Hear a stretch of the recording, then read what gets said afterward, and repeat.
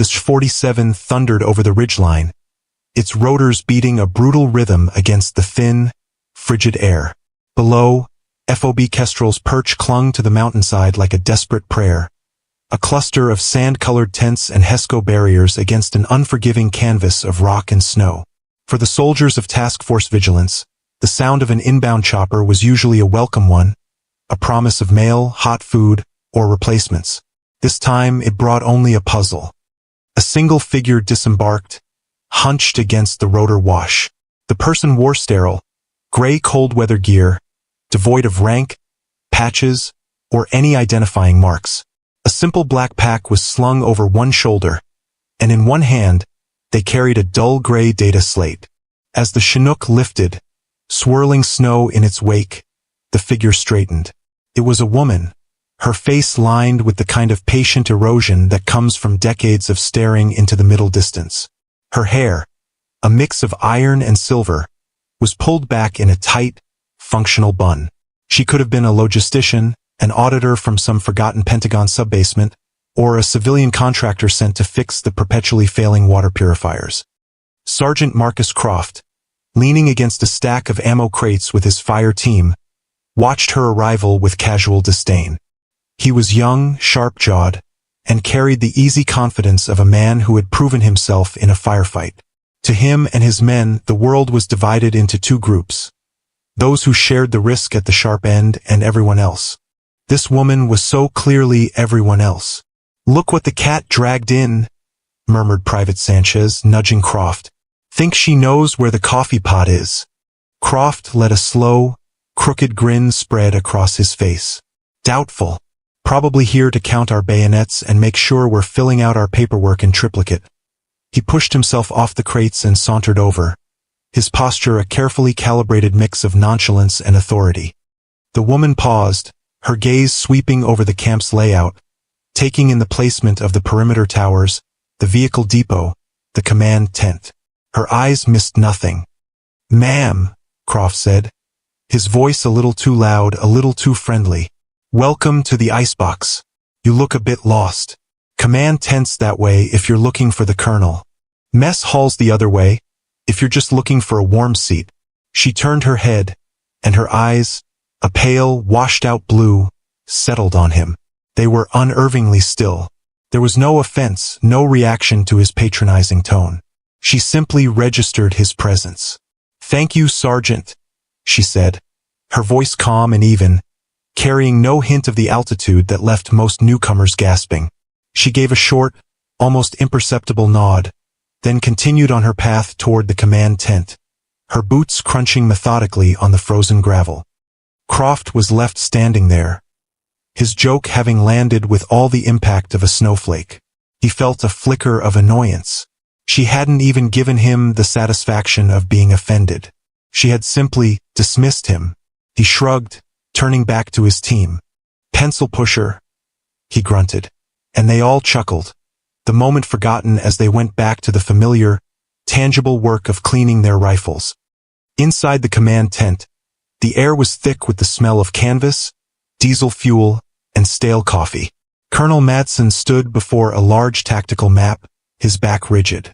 He was a man who believed in order, in schedules, in plans executed with unvarying precision. He had been informed a Pentagon observer was arriving, and he already resented the intrusion. An observer meant reports, evaluations, and second-guessing from people thousands of miles away who didn't understand the brutal reality of this posting. The tent flap opened, letting in a gust of frigid air, and the woman entered. She moved to the side, out of the way, waiting to be acknowledged. Madsen didn't turn around for a full minute. He continued tracing a planned convoy route on the map with a red marker. Finally, he capped the pen and turned, his expression stern. "You're the observer," he stated. It wasn't a question. "I am," she replied. "Reed, is it?" he asked, glancing at a message on his own data slate. "Evelyn Reed." "Right," he gestured vaguely to a young officer hovering nervously by the radio consoles. "Lieutenant Hayes will be your minder. He'll show you to your quarters, get you acquainted with the layout. Stay out of the TOC during active operations." My people have work to do. We run a tight ship here, Ms. Reed. We don't have time for distractions. His tone was clipped, professional, but the message was clear. You are a nuisance. I understand, Colonel, she said, her expression unchanging. Madsen gave a curt nod, his duty done, and turned back to his map. He had already put her out of his mind. She was just another box to check, a bureaucratic ghost to be tolerated until she floated away. Hayes scurried over, his face flushed with the anxiety of his assignment. Ma'am, if you'll follow me, I can show you where you'll be bunking. She followed the young lieutenant out of the tent, her presence already fading from the command staff's awareness like a passing shadow. The dismissal was absolute. She was nothing here, a nameless, rankless civilian in a world defined by hierarchy and demonstrable strength. She was invisible. Lieutenant Hayes, earnest and eager to please, launched into his pre-prepared tour speech as they walked the perimeter. This is the Western Gun Line, ma'am. We have interlocking fields of fire from Towers 1 and 2, covering the valley approach. Standard .50 calibers and Mk-19 grenade launchers. Evelyn Reed listened in silence, her gaze fixed not on the guns, but on the terrain beyond them. What's your dead space? She asked, her voice quiet but clear over the whistling wind. Hayes blinked. Ma'am, your fields of fire, she clarified. You have a blind spot behind that rock formation 200 meters out, and the gully to the north, it provides a covered approach to within 50 meters of your wire. Is it mined? The lieutenant's tour guide smile faltered. He consulted his own mental map, a flush of embarrassment creeping up his neck. The gully, yes, ma'am. I believe it's designated as a restricted zone. As for the formation, the patrols cover it. Patrols can be ambushed, Reed stated simply. Redundancy. Ma'am. Your communications. Primary is SATCOM, I assume. What's the backup? Troposcatter link and then standard HF radio, burst transmission capable, Hayes recited, sounding more like he was answering a test question. And the power grid for those systems? Is it isolated from the camp's main generator? Hayes stared at her. These weren't the questions an auditor asked. Auditors asked about fuel consumption logs and ammunition inventories. These were the questions a planner asked. Commander. He felt a sudden, unnerving sense of being the student, not the guide. I'd have to check the schematics, ma'am, he stammered. She gave another one of her small, non-committal nods and fell silent, leaving the lieutenant to grapple with his own newfound uncertainty. He quickly showed her to a small, Spartan tent reserved for transient personnel and made a hasty retreat, eager to escape her unsettlingly sharp inquiries. Later that day, Reed made her way to the mess tent. The long, narrow space was crowded and loud, a cacophony of clattering trays and boisterous conversations. She took a tray of bland stew and found an empty spot at the end of a long table. The soldiers nearby, members of Sergeant Croft's squad, glanced at her, then pointedly turned back to their own circle, their body language forming an invisible wall. Croft himself sat across from them, holding court. He spotted Reed sitting alone, a solitary gray figure in a sea of camouflage. He saw an opportunity for some mild entertainment. He picked up his tray and ambled over, sliding onto the bench opposite her. His squadmates watched, smirking. Settling in all right, ma'am? He asked, his voice laced with false sincerity. It's adequate, Reed replied, not looking up from her stew. Good, good, Croft continued, undeterred. So we're all dying to know. What exactly does a Pentagon observer do way out here? You making sure our socks are folded correctly? Tallying up our paperclip usage for the bean counters back home? A few of his men snickered. It was a classic time-honored jab at the rear echelon, at the bureaucrats who knew nothing of the cold, the fear, the grit of life on the line. Reed finally lifted her eyes from her bowl. She looked at Croft, then glanced at his expectant audience. She took a slow, deliberate spoonful of stew.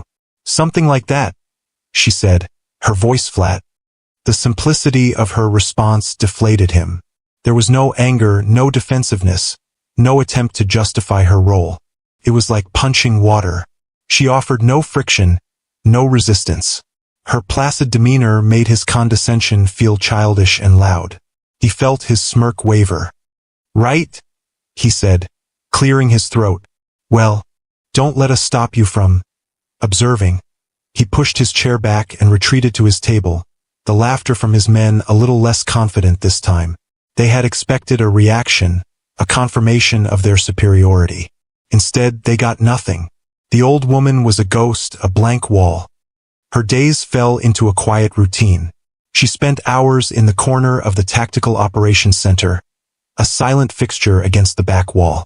The analysts and comm specialists, initially wary of her, soon learned to ignore her completely. She just stood there watching the screens, her hands clasped behind her back. Occasionally, she would make a note on her data slate, but she never spoke, never interfered. They saw her as furniture, a harmless eccentric sent by a bureaucracy that had too much time and money on its hands. That evening, Colonel Madsen called a command briefing. A major winter storm was forecast to hit the region within 24 hours. More importantly, a critical resupply convoy, callsign Packhorse, was already en route, carrying ammunition, medical supplies, and parts for the failing generator. "The forecast is severe," Madsen announced, pointing to a weather projection on the main screen. "Whiteout conditions expected. Packhorse is to proceed to Waypoint Zulu, a sheltered canyon, and hold there until the storm passes. They are well defended and the route is secure. We'll retrieve them once visibility improves." He exuded confidence. His plan was sound, conservative, and by the book. In the back of the tent, Evelyn Reed stood motionless, her eyes on the map. She wasn't looking at the convoy's route. She was looking at the topography around it, at the narrow passes and high ridges the storm would soon swallow in a sea of white. She listened to Madsen's confident pronouncements, her expression utterly unreadable, her silence a deep, still pool in the noisy, self-assured room. Her dismissal was complete. To every person in the room, from the colonel down to the lowest private, she was an irrelevance, a specter at the feast. The storm did not arrive in 24 hours. It slammed into Kestrel's Perch in less than 6, a raging beast of wind and blinding snow. The temperature plummeted. The world beyond the thin canvas walls of the tents dissolved into a howling white void. It was faster and far more violent than any forecast had predicted. Inside the TOC, the atmosphere of calm control evaporated. The first sign of trouble was a flicker on the main communications console. The primary SATCOM link, the FOB's lifeline to the outside world, went dead.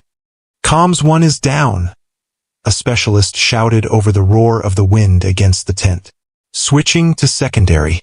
Colonel Madsen, his face tight, nodded. "Get it back up. What's the status of the Troposcatter link?" "Link established, sir," the tech replied, his fingers flying across his keyboard. "But the signal is degrading fast. Something's interfering." As if on cue, a wave of electronic chaos swept through the center. The digital map of the area flickered, then pixelated into a meaningless jumble of colors. Perimeter sensor alarms began to scream, a dozen at once, from different sectors. Then, just as suddenly, they all went silent. The screens that showed the feeds from the watchtowers went black, one by one. "What the hell is going on?" Madsen demanded, his voice sharp with the first edge of panic. "It's not the storm, sir," a young analyst stammered, his face pale. "This is coordinated. It's an EW attack. They're blinding us." At that precise moment, a garbled burst of static erupted from the speakers. Through the noise, a single, panicked voice could be heard. "Horses hit. Repeat. Pack horses. Ambush at kill zone. Taking heavy." The transmission cut out, replaced by the hiss of dead air. Silence fell in the TOC, a heavy, suffocating blanket punctured only by the storm's fury. The convoy had been ambushed. Chaos erupted. Phones buzzed with no signal.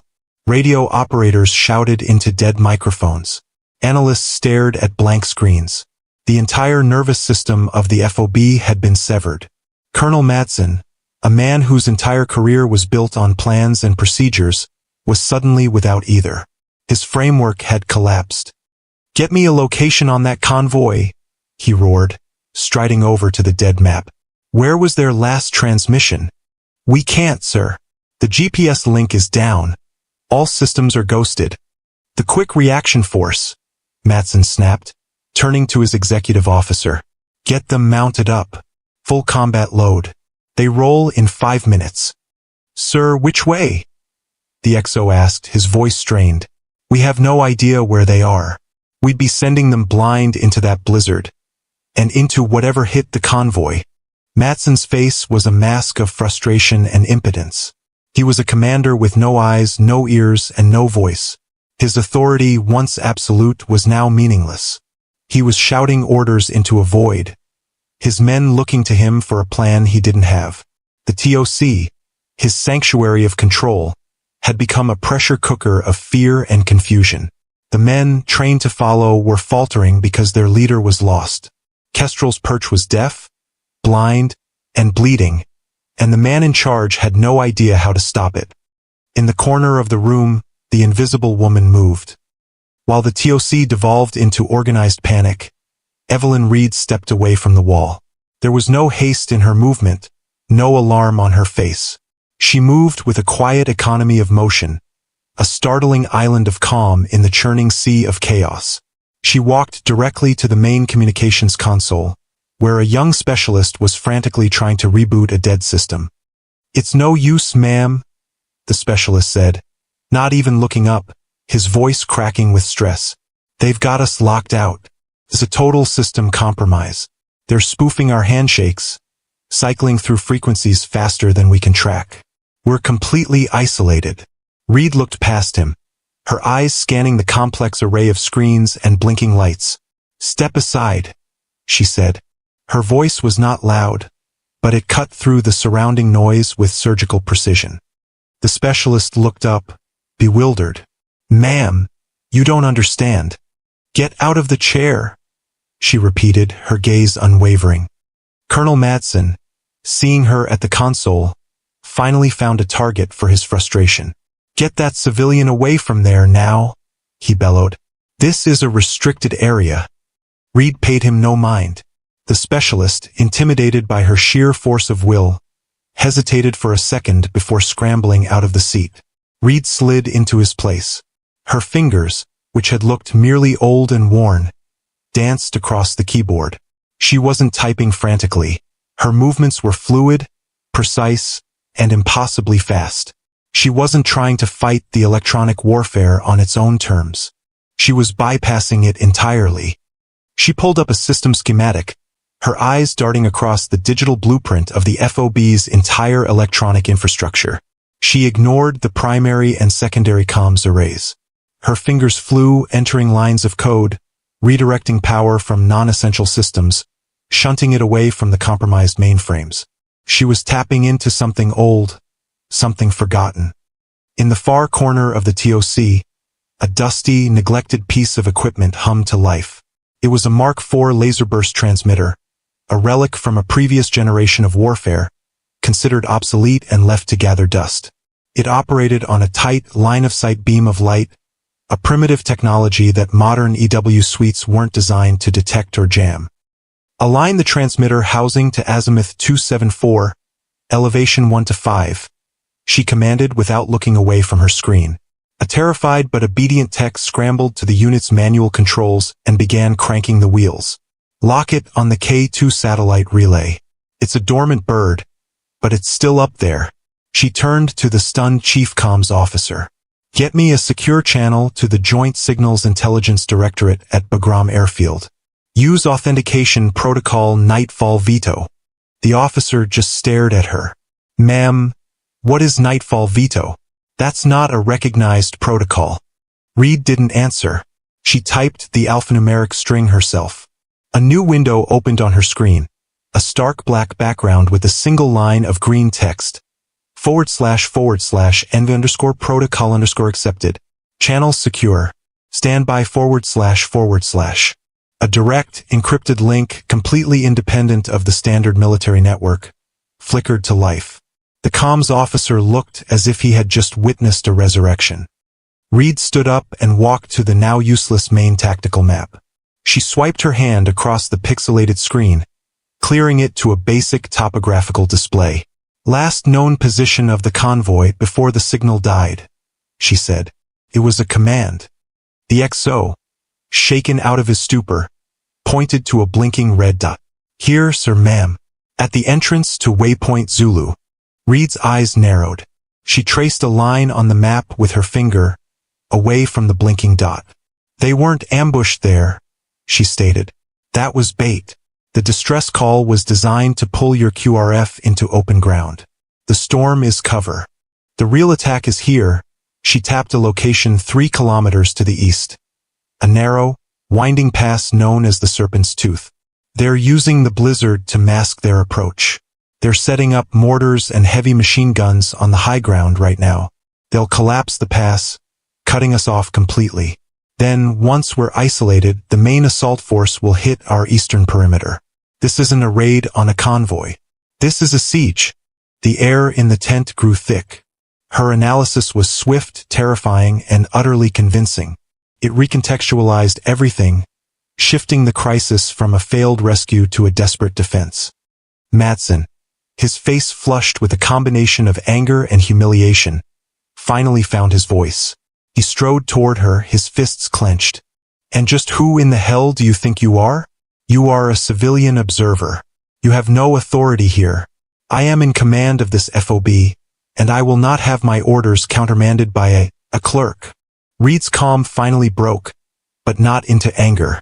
It sharpened into something harder, something infinitely more dangerous. The air around her seemed to drop 10 degrees. She turned to face Mattson, but her words were not for him. Sergeant Croft, she called out, her voice a blade that sliced through the lingering chaos. Croft, who had been posted at the TOC entrance to maintain security, flinched as if struck. All eyes turned to him. He straightened instinctively, his earlier arrogance completely gone, replaced by the wide-eyed attention of a soldier hearing a voice of true command. You will take your fire team, Reed said, her eyes boring into him. This is not a rescue mission. This is a counter-ambush. Your insertion point is here. She pointed to a ravine on the map that offered a covered approach to the Serpent's Tooth. You will find an enemy platoon, approximately 30 strong, establishing a fire support base on this ridge. You are to neutralize their command element and their mortar teams. Speed and violence are your only allies. Air support is blind, and exfil is not guaranteed. You will move on foot and you will be silent. Your exfiltration route is back through this wash. Am I clear? Croft was paralyzed. He looked from the terrifyingly confident woman to the apoplectic colonel. He was caught between two crushing forces. Ma'am, he started, his voice barely a whisper. He looked at Mattson, desperate for guidance. You will do no such thing, Sergeant. Mattson bellowed, his face purple with rage. I am giving you a direct order. You will stand down. You will follow my orders. Croft was trapped. His training, his career, his very instincts screamed at him to obey the colonel, the man with the eagles on his collar. But every fiber of his being told him that the woman was right. Her plan felt lethal, precise, and correct. Mattson's felt like a blunt, desperate flailing. Ma'am, with all due respect, Croft said, his voice pleading now. I don't know who you are. I take my orders from the colonel. He said it with the rigid formality of a soldier stating an undeniable fact. Then, in a moment of pure, desperate confusion, seeking some kind of resolution to the impossible situation, he asked the question that hung in the air like a live grenade. I mean, what's your rank, anyway?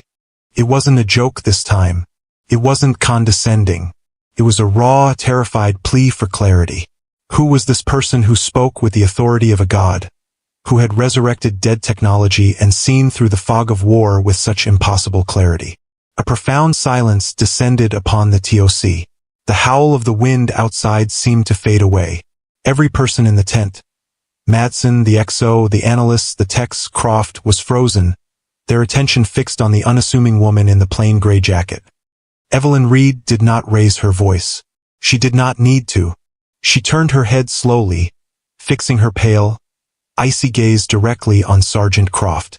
The quiet observer was gone. The auditor was gone. In her place stood something ancient and formidable. When she spoke, her voice was low, devoid of any emotion save the crushing weight of absolute authority. "General Evelyn Reed," she said. 4 stars. The words landed with the force of a physical blow. Sergeant Croft froze completely. The blood drained from his face, leaving his skin a waxy, pale color. His jaw went slack, and his eyes, wide with shock, fixed on her. The smug, confident NCO he had been just hours ago shattered into a million pieces. In his place was a young soldier staring at a ghost from a history book. The name Reed echoed in the deep recesses of his memory, a name spoken in hushed, reverent tones by old instructors at the academy. The architect, the ghost of the Zagreus, the strategist behind a dozen Black Book operations that were the stuff of military legend, a figure so senior, so far removed from the dirt and grime of a place like this, that her presence here was as likely as a lightning strike indoors. Colonel Madsen was equally poleaxed. His rage collapsed into stunned, horrified disbelief. He stared at her, searching for any sign of a bluff, any hint of delusion. He found nothing but the cold, hard certainty of command presence he hadn't seen since he was a young lieutenant in the presence of a divisional commander during the Gulf War. He knew that name. Every officer above the rank of major knew that name. To falsely claim that rank in a combat zone in the middle of a crisis wasn't just a lie. It was a career-ending, court-martial-worthy act of such catastrophic insanity that no one would ever dare attempt it. It had to be true. The realization washed over him like ice water. The woman he had dismissed as a clerk, patronized as a nuisance, and ignored as an irrelevance was, in fact, one of an exceedingly small number of human beings who held the highest operational rank in the entire United States Armed Forces. Reed didn't give them time to process it. She didn't wait for an apology or a salute. The revelation was not for her ego. It was a tool, a key to unlock a necessary action. She immediately turned back to the tactical map, her focus absolute. "Colonel Madsen," she said, her tone now that of a superior officer addressing a subordinate, "you will immediately redeploy your perimeter defenses. Pull your reserve element from the western gate and reinforce the eastern approach. The enemy's main assault will come from there, and it will come within the hour. Your quick reaction force will be held in reserve here." She tapped a central staging area on the map. "They are to remain on standby as a mobile counterattack force, to be deployed only on my order after Sergeant Croft has neutralized the enemy's fire support. Do you understand your orders, Colonel?" The phrase "your orders" hung in the air, stripping away any last vestige of ambiguity. She was in command. This was now her battle.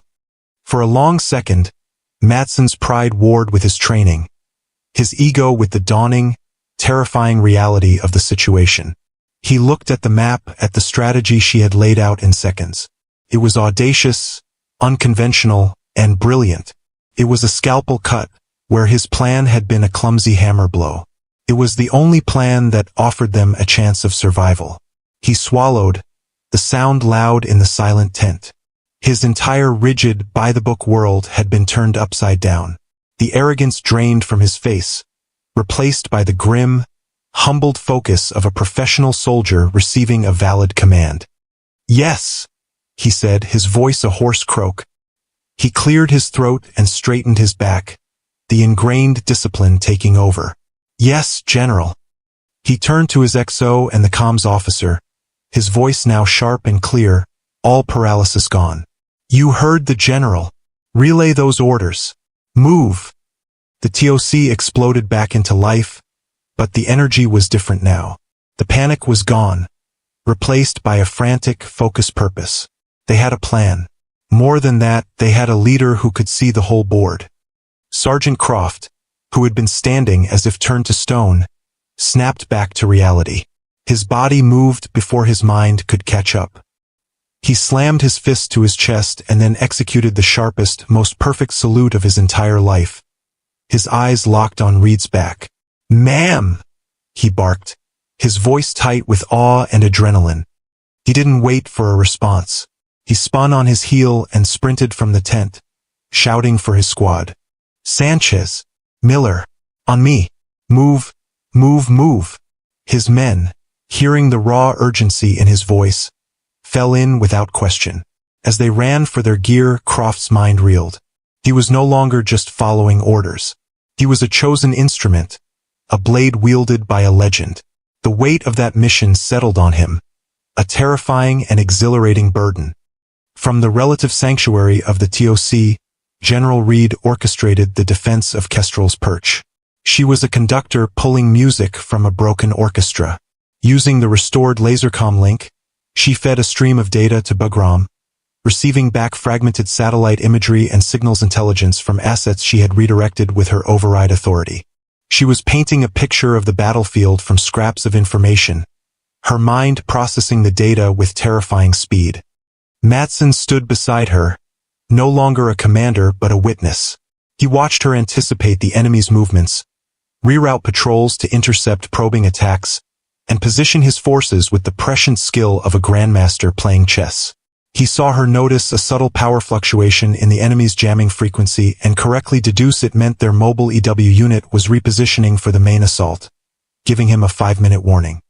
Snippets of radio traffic, patched through the single secure channel, told the story of the battle unfolding in the blizzard. First, Croft's voice, low and tense. Contact.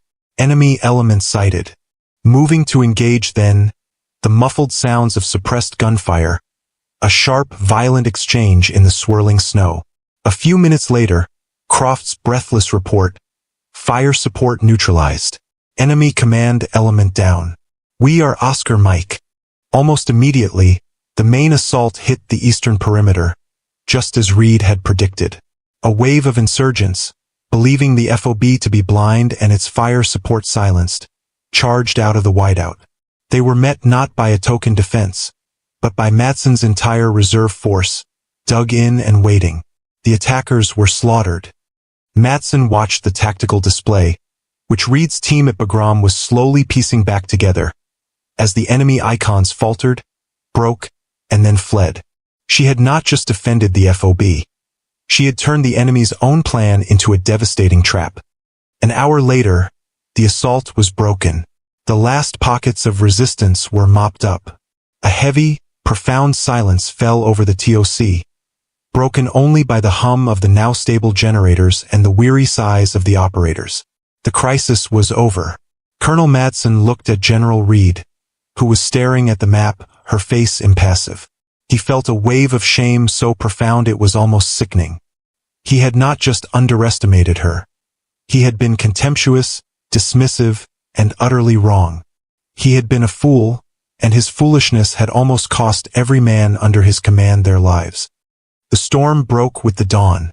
The wind died down, and the rising sun cast a pale, ethereal light across the snow-covered mountains, turning the landscape into a breathtaking vista of blue and gold. The air was clean, cold, and still.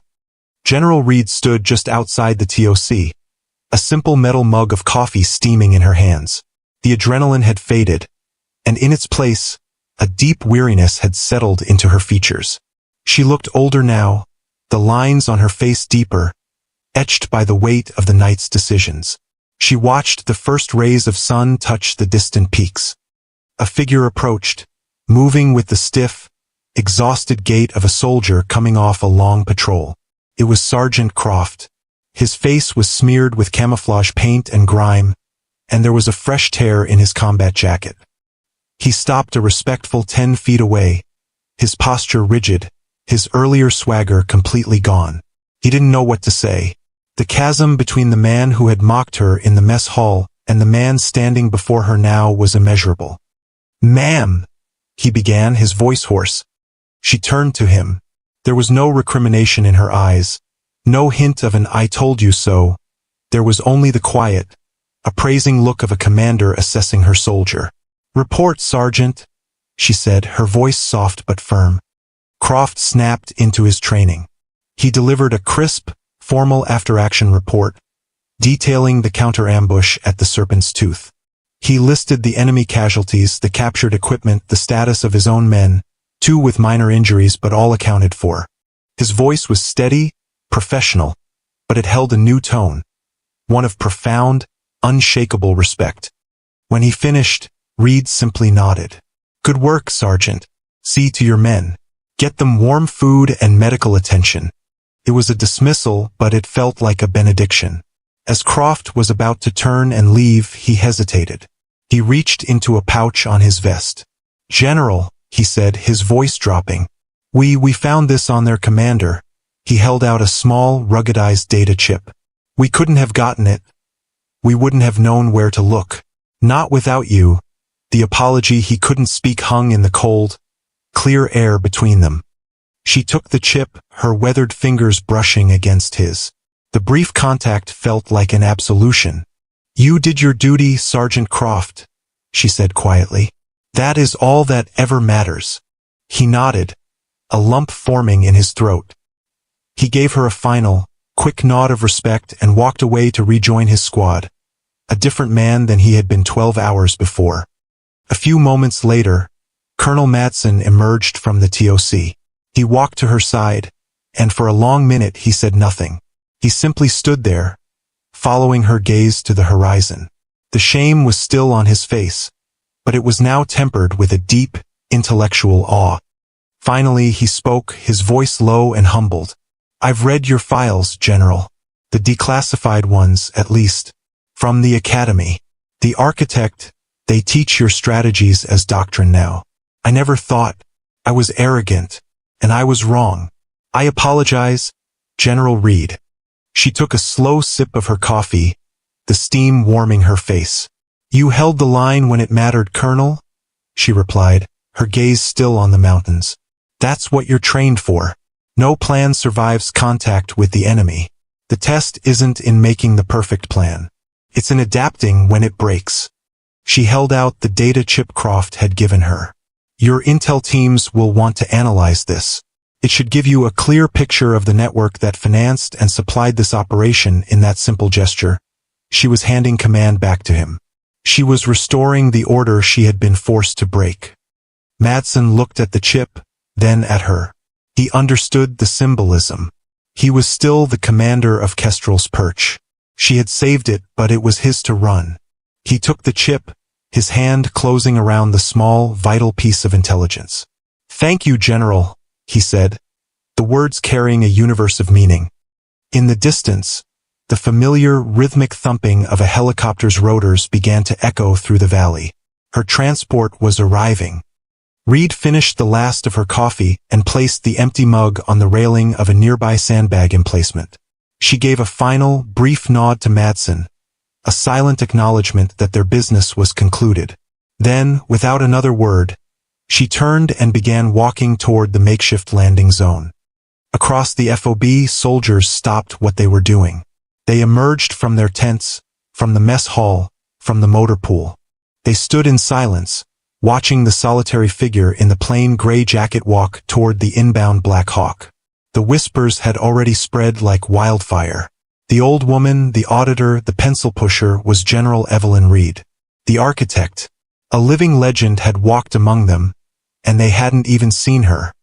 As she climbed aboard the helicopter, she didn't look back. The door slid shut, and the aircraft lifted off, its rotor wash kicking up a fresh swirl of white powder from the ground. The soldiers of Task Force Vigilance watched it shrink into the vast, blue sky until it was just a speck, then nothing at all. They stood there for a long time, in the cold morning air, their mockery and dismissal replaced by a silent, enduring respect for the ghost who had come in the storm and saved them all.